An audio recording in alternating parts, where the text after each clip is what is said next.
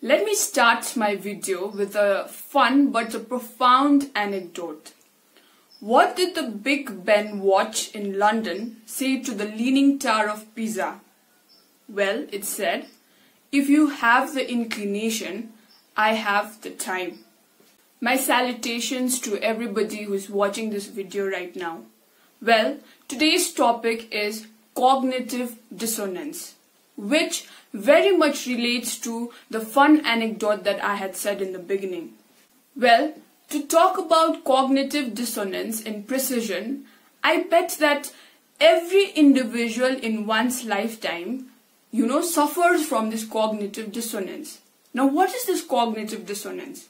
Let me explain this using a very simple example.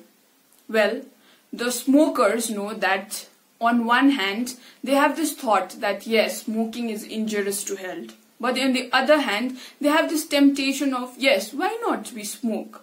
So this is exactly what is cognitive dissonance. That is the conflict of thought or inconsistency in the thought process. Well, is this the only example? Well, I can say that cognitive dissonance lies in every aspect of our life, whether it be smoking or drinking or be our daily nitty-gritty habits. Like when you wake up and you know that using cell phone is not good, but your hand automatically goes up to the device and you are scrolling in no time.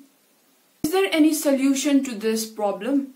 Well, you might get a plenty in the net or wherever you surf, but this is, my method, and if you apply it, let's see whether it works. The first one being the fun anecdote that I related to you.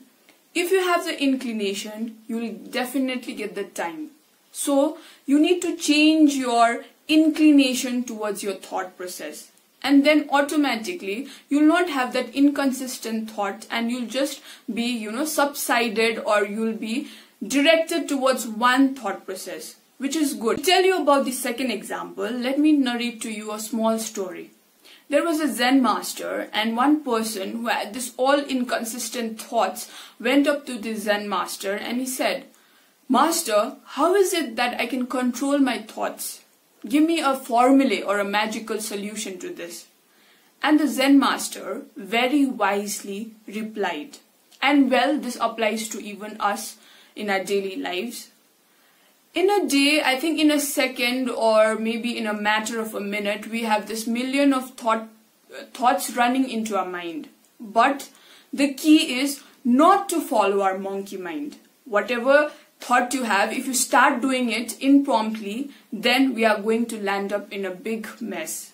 Exactly like when you start thinking, why not smoking? So if you start following your thought process, then you land up in a trouble.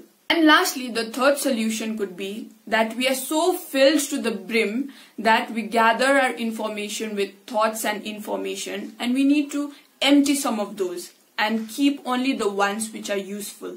Well, as all the weeds in the garden has to be trimmed off, this particular psychological fact about cognitive dissonance too should be treated at the right time, or else it can lead to major mishaps in our life.